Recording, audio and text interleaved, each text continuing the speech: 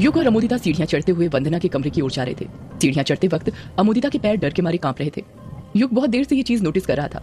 युग से रहा नहीं जाता और वो उससे पूछ ही लेता है, अमोदिता, मैं बहुत देर से देख रहा हूँ, जब से मैंने वंदना भाभी का जिक्र किया है तब से तुम घबरा रही हो, आखिर बात क्या है? अमोदिता हिचकिचाते हुए कहती है, क्या कहा युग जी? क्या कहा युग जी आपने? मैं घबरा रही हूँ? नहीं नहीं, मैं क्यों घबराऊंगी भला? आपको कोई गलतफहमी हो रही है? नहीं अमोदिता, तुम्हारे चेहरे पर घबराहट साफ दिख रही है। बताओ ना, हुआ क्या है? तुम सब क्या छुपा रहे हो मुझसे? अमोदिता धीरे से कहती है, आपको वंदना भाभी के बारे में नहीं पता क्या? युग बिचकते हुए कहता है, क्या नहीं पता? जरा खुद सोच कर देखो, मैं तो 13 साल बाद आया हूँ ना, तो मुझे कैसे पता होगा कि यहाँ पर क्या चल रहा है? अमोदिता अपने सिर पर हाथ रखते हुए कहती है, अरे हाँ, मैं तो भूल ही गई थी युग जी। युग अमोदिता पर दबाव बनाते हुए कहता है, अमोदिता बात मत घुमाओ, बताओ क्या बता रही थी तुम वंदना भाभी के बारे में मुझे? वो युग जी, वो जो वंदना भाभी है ना, वो थोड़ी। अमोदिता बोलते बोलते रुक जाती है और बात को पलटते हुए अपने हाथ से इशारा करते हुए कहती है, देखिए वो रहा वंदना भाभी का कमरा। जब युग उस ओर अपनी नजरें करता है तो देखता है कि उनके सामने एक कमरा था जिसका दरवाजा लगा हुआ था। युग दरवाजे को देखते हुए कहता है, अरे ये दरवाजा तो बंद है अमोदिता। नहीं युग जी, ये बस टिका हुआ है, आप हल्का सा धक्का देंगे तो ये अपने आप ही खुल जाएगा। अच्छा मैं चलती हूँ। चलती हूँ मतलब? तुम मेरे साथ अंदर नहीं आओगी? अमोदिता हिचकिचाते हुए कहती है, नहीं युग जी, आप जाइए, मुझे काम है। अरे ऐसा क्या काम है? तुम भी मेरे साथ अंदर चलो ना। नहीं युग जी, बात को समझिए, मैं नहीं आ सकती, आप अंदर जाइए, मैं जाती हूँ। इतना कहकर युग का अगला सवाल सुने बिना ही अमोदिता वहां से चली जाती है। अमोदिता को वहां से जाते हुए देखकर युग को बड़ा अजीब लगता है, पर वो इस बात पर ज्यादा ध्यान नहीं देता है क्योंकि उसे तो अपनी वंदना भाभी से मिलना था। युग दरवाजे के बाहर ही खड़े होकर आवाज लगाते हुए कहता है, वंदना भाभी देखिए मैं आ गया। कोई जवाब नहीं आता। युग फिर आवाज लगाता है, वंदना भाभी आप जरा बाहर तो आइए, देखिए कौन आया है आपसे मिलने, आपका युगू। 5-10 मिनट इंतजार करने के बाद भी जब कोई जवाब नहीं आता तो युग बिना कुछ सोचे समझे अंदर जाने का फैसला कर लेता है। अच्छा आपको बाहर नहीं आना तो बताइए, मैं ही अंदर आ जाता हूँ। मैं अंदर आ रहा हूँ भाभी। इतना कहकर युग दरवाजे को हल्का सा धक्का दे देता है। जैसे ही युग दरवाजे को धक्का देता है, दरवाजा चरमराते हुए खुल जाता है। इस तरफ रोंकामुचा गांव के सरपंच रतनपाली के घर के आंगन में मीटिंग बैठी हुई थी। आंगन में 3 कुर्सी लगी हुई थी, जिसमें एक कुर्सी में बंगलामुडा गांव के सरपंच भूपेंद्र बक्सी, दूसरी कुर्सी पर रोंकामुचा गांव के सरपंच रतनपाल और तीसरी पर युग के बड़े पापा दिलीप बैठे हुए थे। युग के मामा सुदेश हमेशा की तरह दिलीप के पीछे खड़े हुए थे। आंगन में करीब 40-50 लोग थे, जिसमें से कुछ खड़े तो कुछ बैठे हुए थे और बड़ी आस लगाकर कुर्सी पर बैठे तीनों आदमियों की ओर देख रहे थे। बंगलामुडा गांव के सरपंच भूपेंद्र पाल थोड़ा असमंजस में पड़कर दिलीप से कहते हैं, दिलीप जी आपको तो पता ही है कि ये मीटिंग क्यों रखी गई है, भला आपसे क्या छुपा है? हम तो ये मीटिंग रखना ही नहीं चाहते थे, पर आपको तो पता ही है बंगलामुडा गांव और रोंकामुचा गांव दोनों के ही नियम कानून सबके लिए बराबर है, चाहे वो फिर कोई भी हो। गांव के लोगों को भी संतुष्टि मिल जाएगी इस मीटिंग से। दिलीप अपनी मूंछों को ताव देते हुए कहता है, पता है हमें मत सिखाओ और सीधे मुद्दे की बात करो, समझे? हमारे पास ज्यादा वक्त नहीं है और भी काम है हमें। दिलीप का गुस्सा देखकर गांव वाले डर जाते हैं, पर रतनपाली बड़ी हिम्मत करके कहता है, सुना है किसी लड़के ने ग्रेवयार्ड कोठी का दरवाजा खोल दिया है। रतनपाली अपनी बात पूरी करता उससे पहले ही भूपेंद्र बोल पड़ता है, सुना नहीं है रतन जी, मेरे आदमी तो खुद उस कोठी को बड़ी हिम्मत करके देख के आए हैं। उसका दरवाजा खुला हुआ है और सुनने में आया है कि वो लड़का और कोई नहीं, वही लेखक साहब अनुराग जी का बेटा है युग। युग के बड़े पापा दिलीप कुछ नहीं कहते, वो आराम से कुर्सी पर बैठकर उन दोनों की बातें सुन रहे थे। भूपेंद्र को सवाल करते देख रतन की भी हिम्मत बढ़ जाती है और वो भी सीना चौड़ा करते हुए कहता है, आपको तो पता ही है कितने लोगों ने अपनी जान की कुर्बानी दी थी उस ग्रेवयार्ड कोठी को बंद करने में। कल ही किश्नोई नदी पर ढेर सारे मरे हुए कौवे मिले हैं और ये संकेत है मौत के पहले का, संकेत की वो आने वाली है और यदि वो फिर से आ गई तो गांव में फिर से मर्दों के शिकार होना शुरू हो जाएंगे और यदि ऐसा हुआ तो दोनों गांव को वापस से शमशान बनने में देर नहीं लगेगी। दिलीप अभी भी कुछ नहीं बोलता, वो बस अपनी मूंछों को घुमाया जा रहा था। दिलीप को यूं चुप बैठा हुआ देखकर भूपेंद्र और रतन तो हैरान थे ही, पर उससे ज्यादा गांव वाले थे, क्योंकि गांव वालों ने आज तक दिलीप को इतनी देर तक चुप बैठा कभी नहीं देखा था।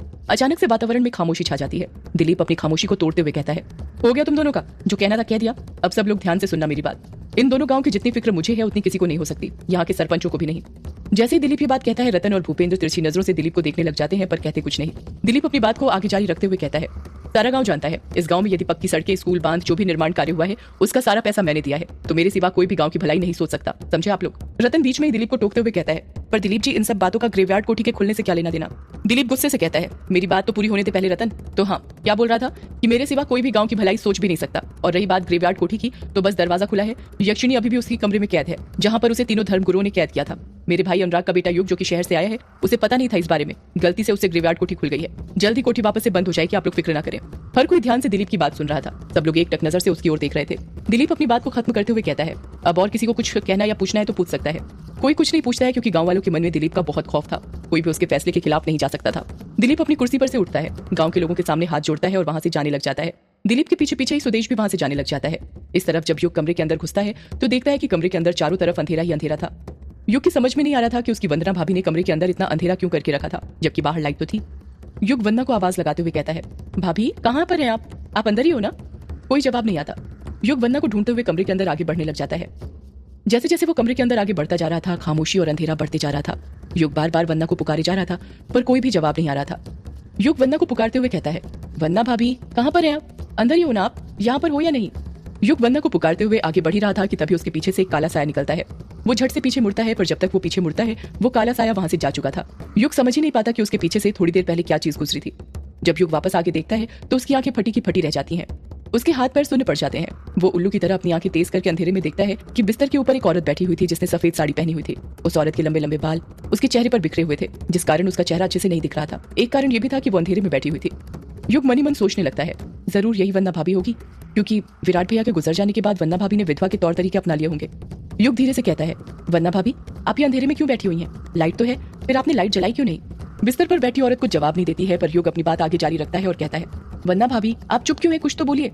आपको पता है यहाँ पर स्पेशली सिर्फ मैं आपसे और बड़ी माँ से मिलने आया हूँ, वरना आपको तो पता ही है बड़े पापा को देखकर यहाँ पर मेरा आने का मन नहीं करता है। वो औरत फिर कुछ जवाब नहीं देती। युग बातें करते हुए अपने कदम बिस्तर पर बैठी औरत की ओर बढ़ाने लग जाता है। इस तरफ रजनी अपने कमरे के अंदर थी और कुछ ढूंढ रही थी। उसने सारे कमरे का सामान बिखरा दिया था। रजनी कमरे के अंदर रखी अलमारी खोलती है और उसका सामान बाहर फेंकते हुए कुछ ढूंढने लग जाती है। तभी वहां पर अमोदिता आ जाती है और हैरानी के साथ पूछती है, माँ तुम कुछ ढूंढ रही हो क्या? अचानक किसी की आवाज सुनकर पहले तो रजनी घबरा जाती है, पर जब वो पीछे पलटकर देखती है कि अमोदिता ने उसे आवाज दी थी तो वो चैन की सांस लेने लग जाती है और वापस से अपना कुछ सामान ढूंढने लग जाती है। अमोदिता फिर पूछती है, माँ बताओ ना तुम कुछ ढूंढ रही हो क्या? रजनी बात को पलटते हुए कहती है, तू यहाँ पर क्या कर रही है? मैंने तो तुझे युग के साथ वंदना के कमरे में भेजा था ना। अमोदिता उलझन में जवाब देती है, हाँ माँ, पर मैं युग जी को वंदना भाभी के कमरे के पास छोड़कर वापस आ गई। रजनी गुस्से से कहती है, नालायक लड़की, तुझे मैंने युग के साथ इसलिए भेजा था ताकि तू उसके साथ कुछ वक्त बिताए, उसे बातों में फंसाए, बचपन की बातें याद दिलाए, पर तू तो एक नंबर की ढोर निकली। और एक बात बता, इतनी भी क्या जल्दी थी तुझे नीचे आने की? तू युग को वहां छोड़कर क्यों आ गई? अमोदिता हिचकिचाते हुए कहती है, आप तो जानती हैं ना माँ वंदना भाभी की हालत, मुझे उनसे डर लगता है उनके पास जाने में भी। रजनी अपने हाथ से अमोदिता के सिर पर मारते हुए कहती है, क्या कहा? डर लगता है? कैसी लड़की है रे तू? मुझे तो तुझ पर शक होता है कि तू मेरी बेटी है या नहीं। काला जादू करने वाले कब से डरने लग गए? वो डरते नहीं है बल्कि अपनी काली विद्या से पूरी दुनिया को डराते हैं, समझी? समझ रही हूँ माँ, पर मैं तो अभी ये जादू टोना करना बस सीख रही हूँ ना, तुम्हारी तरह एक्सपर्ट थोड़ी हूँ। रजनी अपने भवें उठाते हुए कहती है, हाँ वो दिखा, मुझे ये बता तूने चाय की ट्रे क्यों गिरा दी? वो माँ मैंने कोई जानबूझकर नहीं गिराई थी चाय की ट्रे, गलती से गिर गई थी। क्या कहा गलती से? नालायक लड़की, तुझे पता है ना इन काली विद्याओं में गलती नहीं चलती, गलती की सजा सीधा मौत होती है, समझी? अमोदिता अपनी माँ की बातों का कुछ जवाब नहीं दे रही थी, वो शांति से उसकी सारी बातें सुन रही थी। रजनी अपनी बात को आगे जारी रखते हुए कहती है, अगर आज तू युग को चाय पिला देती तो सारी बात बन जाती। बस एक बार युग तेरे वश में आ जाता, फिर देखना था क्या होता है यहाँ पर, जो भी है सब अपना ही होता। अमोदिता एक्साइटेड होते हुए कहती है, माँ तुम फिक्र क्यों कर रही हो? अगर हम युग जी को चाय नहीं पिला पाए तो क्या हुआ? खाना तो आज युग जी यहीं पर खाएंगे ना, हम उसमें उन्हें कुछ मिला के दे देंगे जिससे वो हमारे वश में आ जाएंगे। नालायक लड़की, ये जादू टोना है, कोई मदारी का खेल नहीं कि जब मन चाहा शुरू कर दो। इसका भी एक वक्त होता है, समय सीमा होती है, हर कभी नहीं किया जाता ये सब, समझी? अमोदिता शर्म से अपना सिर नीचे झुका लेती है। रजनी अपनी बात को आगे जारी रखते हुए कहती है, एक काली विद्या को दिन में बस एक बार ही कर सकते हैं, बार बार नहीं। अब हमें कोई दूसरा तरीका सोचना पड़ेगा और उसे भी रात के 12 बजे के बाद ही कर सकते हैं, क्योंकि तब अगला दिन शुरू हो जाएगा। पर हम क्या करेंगे माँ? रजनी वापस से अलमारी के दराज में कुछ ढूंढते हुए कहती है, वही तो ढूंढ रही हूँ, बस एक बार वो मिल जाए फिर देखना। पर आप क्या ढूंढ रही हो माँ? ये सब तेरे काम की चीज नहीं है, समझी? तू बस एक काम कर, कैसे भी करके युग के बाल ले आ। अगर हमें उसका एक बाल भी मिल गया तो बात बन जाएगी, अगला जादू टोना हम उसी से करेंगे। ठीक है माँ, मैं कोशिश करूंगी युग जी का बाल लाने की। रजनी गुस्से से कहती है, नालायक लड़की, कोशिश नहीं, मुझे युग का बाल चाहिए ही, समझी? वरना भूल जा युग को, समझी? ठीक है माँ, मैं ले आऊंगी युग जी का बाल। इस तरफ रजनी और अमोदिता युग पर जादू टोना करने की प्लानिंग कर रही थी, तो वहीं दूसरी तरफ युग वंदना के कमरे में था और घबराया हुआ सा लग रहा था, क्योंकि वो जब से वंदना से बात करने की कोशिश कर रहा था, पर बिस्तर पर बैठी औरत ने अपने मुंह से एक लफ्ज भी नहीं बोला था। युग उस औरत के पास कदम बढ़ाते हुए कहता है, भाभी आप कुछ बोल क्यों नहीं रही? ऐसे अच्छा थोड़ी लगता है, जब से बस मैं ही आपसे बातें कर रहा हूँ, आप तो कुछ बोल ही नहीं रही। युग के इतना कहते ही बिस्तर पर बैठी औरत एकदम से रोने लग जाती है।